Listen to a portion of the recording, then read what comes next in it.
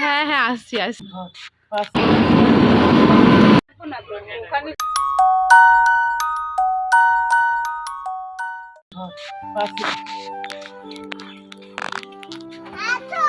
আসছি।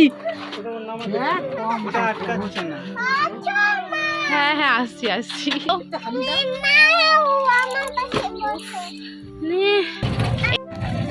যাচ্ছি তো যাচ্ছি তো যাচ্ছি আমরা মিকুর বাড়ি যাচ্ছি।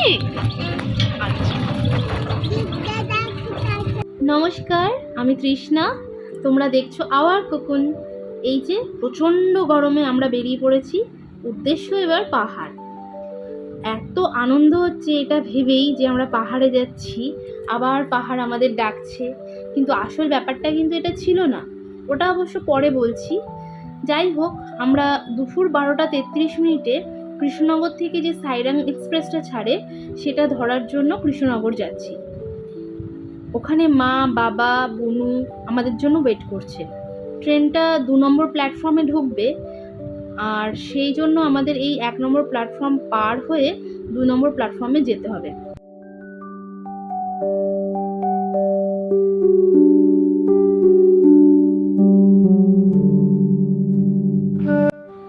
এই যে এখানে আমরা 2 নম্বর প্ল্যাটফর্মে এসে গিয়েছি। এখানে তো মাম্মাম তার মিকু আর দিদিনকে পেয়ে তার সে কি আনন্দ, তখন সে আর আমাদের চেনে না। যাই হোক, আমরা সকালবেলা 10টার সময় বাড়ি থেকে খাওয়া দাওয়া করেই এসেছি, আর কিছুটা খাবার নিয়েও এসেছি, কারণ দুপুরবেলায় আমাদের খিদে পেয়ে যাবে, আর মামামের জন্যও আমরা খাবার নিয়ে এসেছিলাম টুকটাক। ট্রেনটা ঢোকার বেশ কিছুক্ষণ আগেই আমরা স্টেশনে পৌঁছে গেছিলাম, অলমোস্ট আধ ঘন্টা আগে। তো এখানে অনেকেই ওই ট্রেনটা ধরবে। প্রচণ্ড গরম লাগছিল এখানে এসে।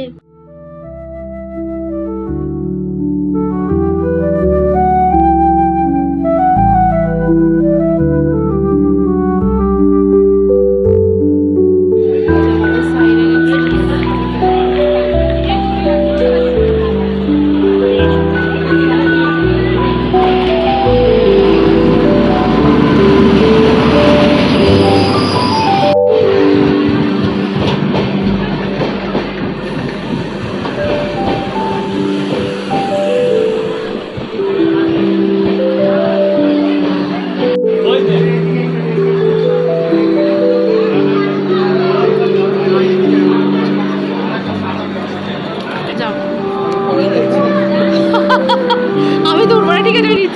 এই সেই বহু প্রতীক্ষিত সাইরাং এক্সপ্রেস। আমরা ট্রেনে উঠে পড়েছি এবং যথাসময়ে 12:33 একদম রাইট টাইমে ট্রেনটা ছেড়ে দিয়েছিল। আমাদের ট্রেন ছেড়ে দিয়েছে। আমরা কোথায় যাচ্ছি? টাটা করে দাও, সবাইকে টাটা করে দাও। Tata tata. আমাদের এখানে সব 73 4 5 এইটা উঠে এটা। হ্যাঁ ওটা মামা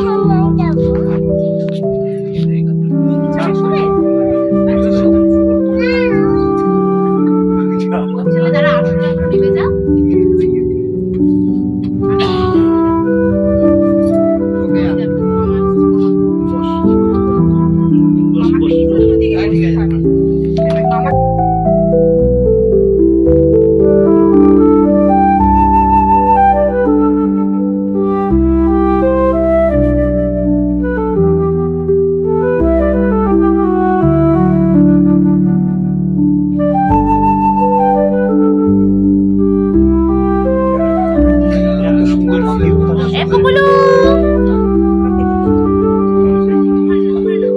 এবার আসি আসল ঘটনায়।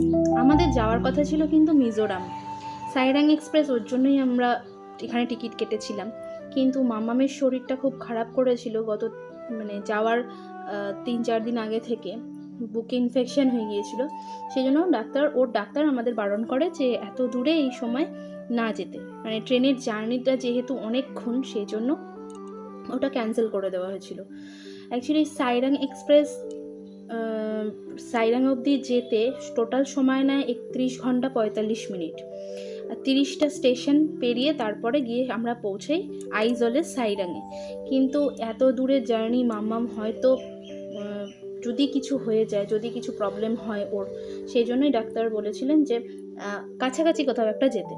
তাই জন্য আমরা ঠিক করি যে যেহেতু সাইরাং এক্সপ্রেস এনজিপির ওপর দিয়েই যাবে, তো আমরা এনজিপিতে নেমে যাব, তারপরে সেখান থেকে নয় দার্জিলিং নয় গ্যাংটক বা অফবিট কোনো একটা জায়গায় চলে যাব।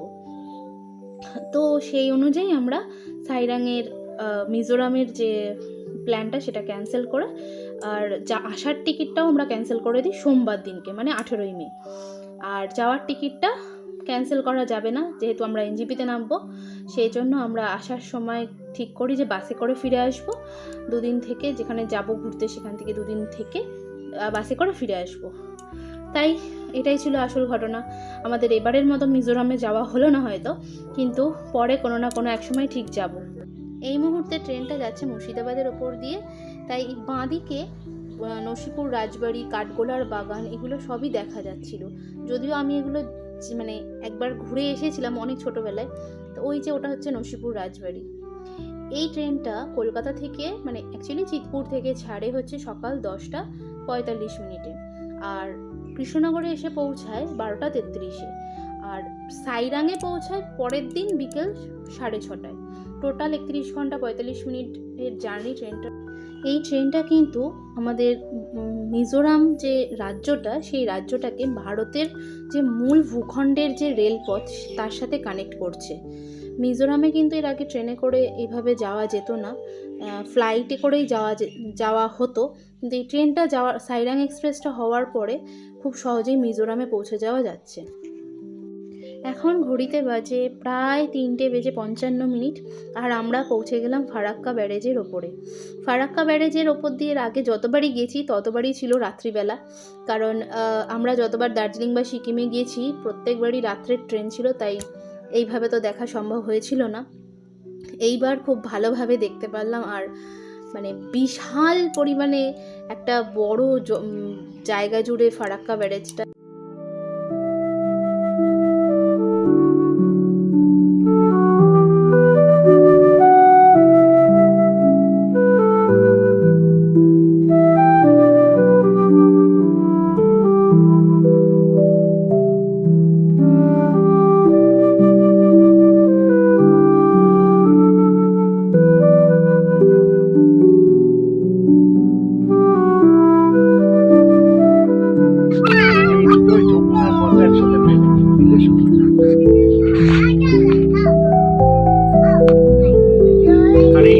মামা প্লিজ, দেখতে পাচ্ছিস? এই পর্যন্ত এটার কথা এরপরে ভাবি এই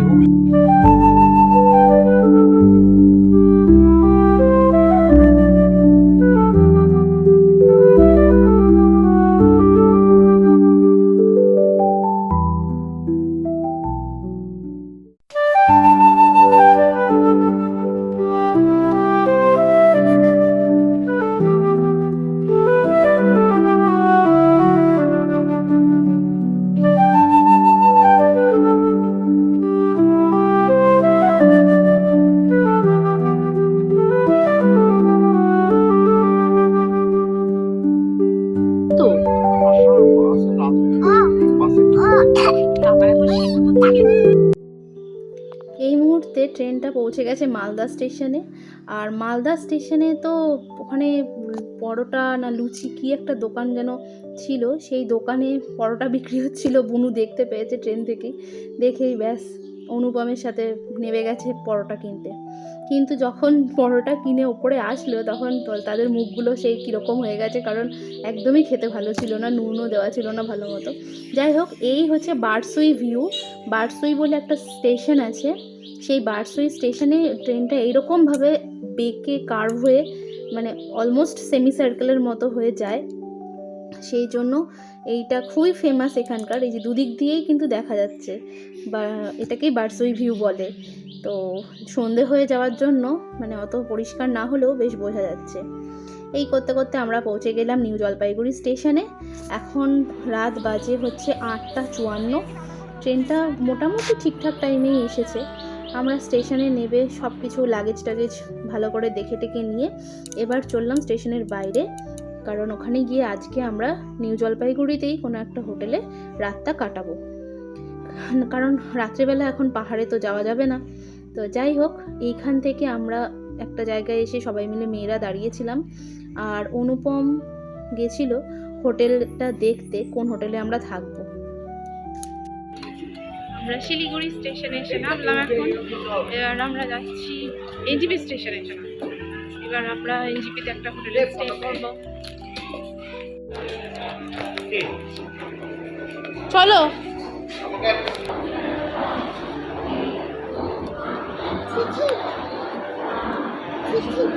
ঝিকঝিক বলছে, ঝিকঝিক।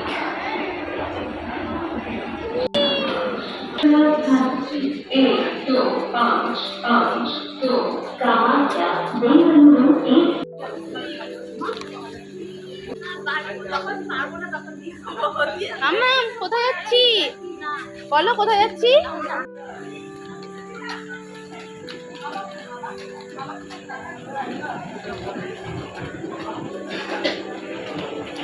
এখন বাজে প্রায় রাত 10টা। তো আমরা নিউ জলপাইগুড়ি স্টেশনের ঠিক সামনেই একটা হোটেল ছিল, যার নাম ছিল হোটেল হিলডাভ। বেশ সুন্দর হোটেলটা, ঠিকঠাক একদম। একটা তো শুধু রাত কাটাবো, ঘরগুলো বেশ ভালোই পরিষ্কার পরিচ্ছন্ন ছিল। তো রাত্রেবেলা গিয়ে বাইরে থেকে টুকটাক খাবার আমরা নিয়ে এসেছিলাম, মানে অ্যাকচুয়ালি অনুপমই নিয়ে এসেছিলো গিয়ে খাবারটা। তো খাবারটা খেয়ে আমরা তাড়াতাড়ি সবাই শুয়ে পড়েছিলাম, কারণ কালকে সকাল সকাল আবার বেরোতে হবে। তো আজকের ভিডিওটা এই পর্যন্তই থাকলো। নেক্সট ভিডিওতে আবার দেখা হচ্ছে, ততক্ষণ টাটা, আর ভালো থাকবেন সবাই।